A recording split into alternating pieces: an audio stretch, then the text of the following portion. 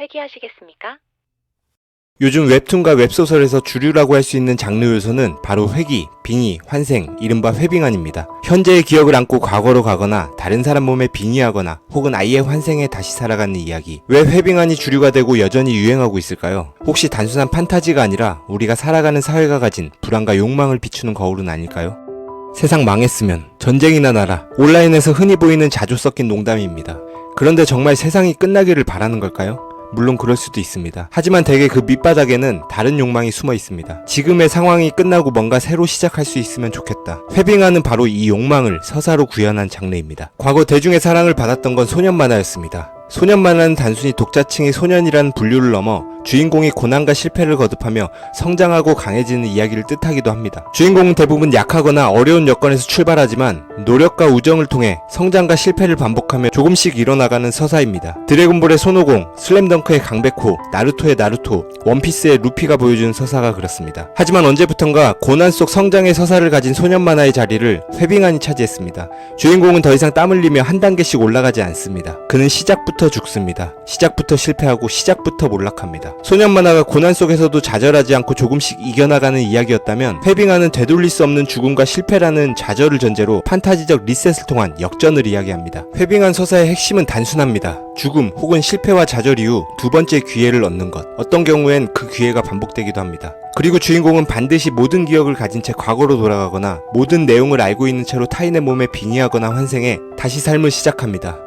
이때 중요한 요소는 모든 기억을 가지고 있다는 점과 모든 상황이 리셋된다는 점입니다. 이전에 죽음이나 실패는 없던 일이 되고 지금의 기억을 가지고 다시 출발할 수 있습니다. 현실에서는 허용되지 않는다고 여겨지는 새로운 기회가 열리는 것입니다.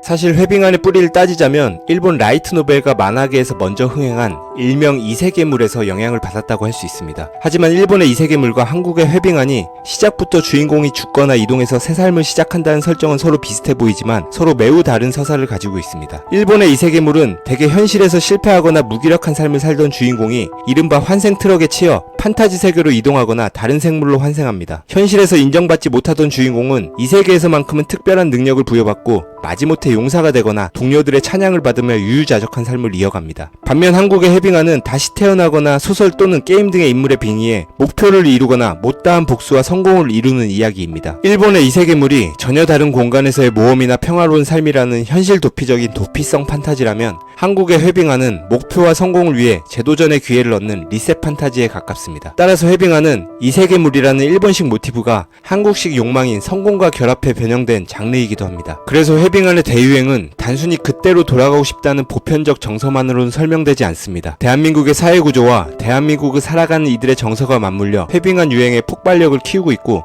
거기에는 다양한 요인들이 있습니다.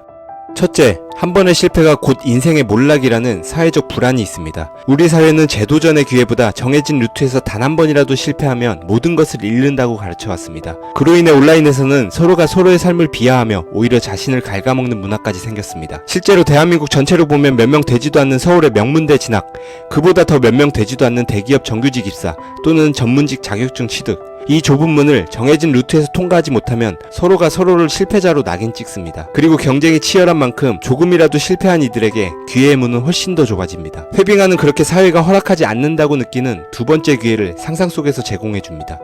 둘째, 사회적 불평등은 어떤 이들은 나와 달리 너무나 쉽게 그 자리를 차지한다는 박탈감을 줍니다. 그들은 애초에 실패 자체가 존재하지도 않는 것처럼 보이기도 합니다. 부모의 자산, 인맥, 안전망이 거의 대부분을 결정하기 때문입니다. 사실 명문대 대기업 전문직이라는 그 정해진 루트조차 애초에 이들의 차지이기도 합니다. 하지만 그렇지 않은 대다수는 아무리 노력해도 단 한 번의 실패가 치명적이고 정해진 루트에서 크게 벗어나지 않더라도 혹은 다른 길에서 열심히 노력하더라도 온라인에서 성공한 삶이라고 전시되는 누군가와는 감히 비교조차 할 수 없고 도무지 엄두도 낼 수 없는 박탈감을 느끼게 만듭니다. 이번에는 내가 가진 기억과 능력으로 기득권을 뛰어넘겠다. 회빙하는 이 불평등을 뒤집는 상상이기도 합니다. 셋째, 미디어와 게임은 죽거나 실패해도 다시 시작할 수 있다는 것을 보여줍니다. 세이브, 로드, 체크포인트, 리스폰, 그리고 유튜브는 언제든 되감을 수 있고 SNS와 커뮤니티는 언제나 무한히 펼쳐집니다. 대부분이 많은 시간을 보내는 디지털 세계는 무한한 리셋을 허용하지만 현실로 돌아오면 거의 없다고 여겨지는 기회가 삶을 압박합니다. 현실의 문제를 디지털적으로 풀어가는 서사는 회빙안을 더욱 매혹적인 상상으로 만들기도 합니다. 넷째, 소년 만화가 주던 노력, 우정, 극복, 성장의 서사는 이제 익숙하지도 않고 오히려 잔혹하게 들리기까지 합니다. 현실에서 고난을 노력이나 우정을 통해 극복해볼 기회가 별로 주어지지 않고 현실은 이미 고난과 경쟁만으로 가득하기 때문에 픽션에서만큼은 고구마가 아닌 즉각적인 성취와 보상을 보고 싶어 합니다. 그래서 주인공은 노력 대신 우연히 얻은 치트키 능력으로 우정 대신 먼치킨적인 우위를 갖고 고난 대신 압도적인 승리를 선택합니다. 다섯째, 노력해도 닿을 수 없는 기회와 도전, 그리고 과도한 성공이라는 기준은 많은 이들을 냉소하고 좌절하게 만들었습니다. 이 과도해진 기준과 부조리가 주는 허망감은 다시 살지 않는 한 극복이 불가능할 것이라는 해탈감마저 주기도 합니다. 회빙안 속 주인공은 그런 부조리를 판타지적으로 뛰어넘어 현실에서는 불가능했던 복수나 성공이라는 각자의 정의를 구현합니다. 여섯째, 회빙안은 하필 주인공, 즉 나만이 그런 기회를 부여받을 수 있습니다. 하필 주인공만 기억을 가진 채 다른 세계로, 과거로, 타인의 몸으로 가거나 나 혼자만 할 수 있게 된 그 모든 것들을 누립니다. 나는 충분히 노력했으니 혹은 너무나 불운했으니 다시 기회를 받을 만한 자격이 있다는 자조이자 위안일지도 모릅니다. 회빙안은 그런 자기 위안을 서사로 정당화하고 감정이입을 유도합니다.